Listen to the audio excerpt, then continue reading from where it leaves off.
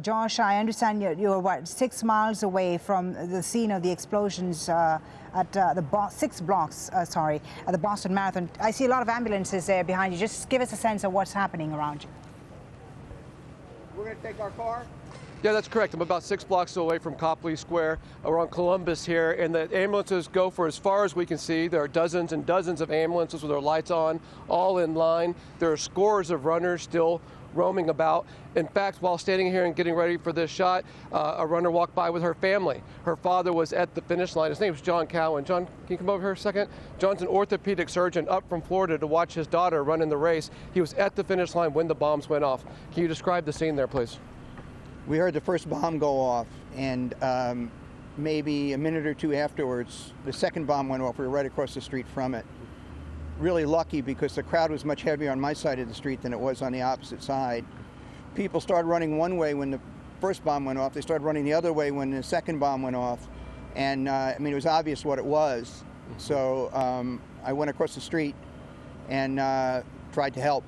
You ran to the scene because you're a surgeon. Yeah. What was that scene like when you got there? It looked like an IED from Afghanistan. I mean, there was one guy lying there with his leg blown off at his thigh. There's another one with a foot blown off. There was the worst one was a little boy whose mother was holding on to him, but he was obviously expired. We had another woman who arrested while we were there.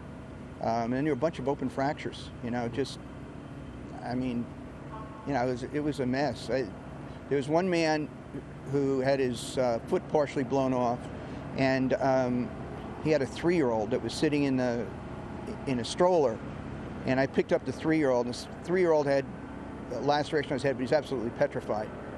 So I took him, tried to calm him down, but there were so many other people who needed help. I passed him off to one of the policemen, and they took him. And of course, the father's concern was, you know, where's my son? Mm-hmm. You know, is he okay? Is he okay? Mm-hmm.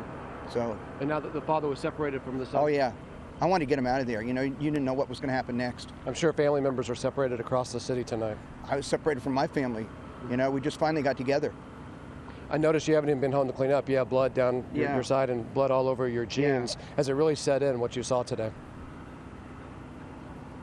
You know, I just, it's beyond me how people can do that to other people. You know, I mean,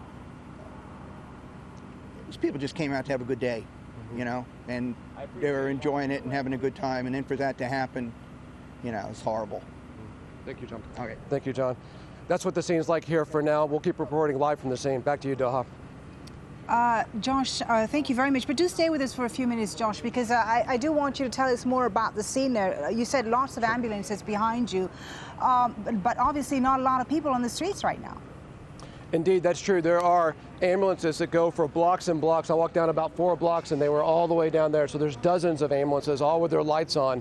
However, the doctor we were just speaking to said that they had all the bodies cleared and injuries cleared while he was still there. So it's unclear to me what the ambulances are here for. You have a number of first responders that are kind of roaming about the street, as well as runners, families, and the locals who live here. And you came from the airport, obviously, from Logan International Airport. What is the mood like? What's the atmosphere like in Boston after this?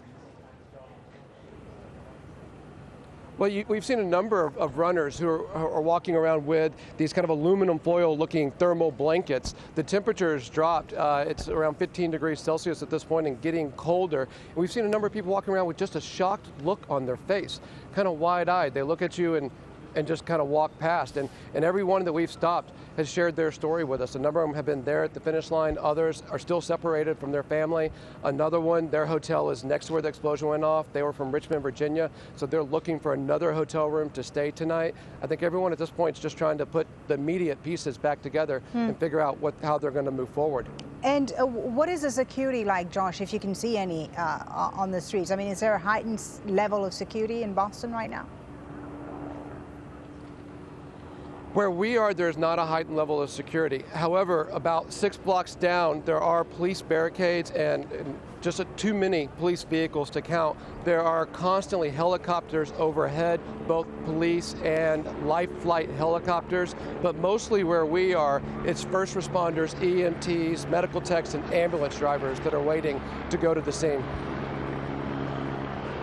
Okay, Josh, thank you very much for the moment. That's Al Jazeera's Josh Rushing reporting there live from downtown Boston in the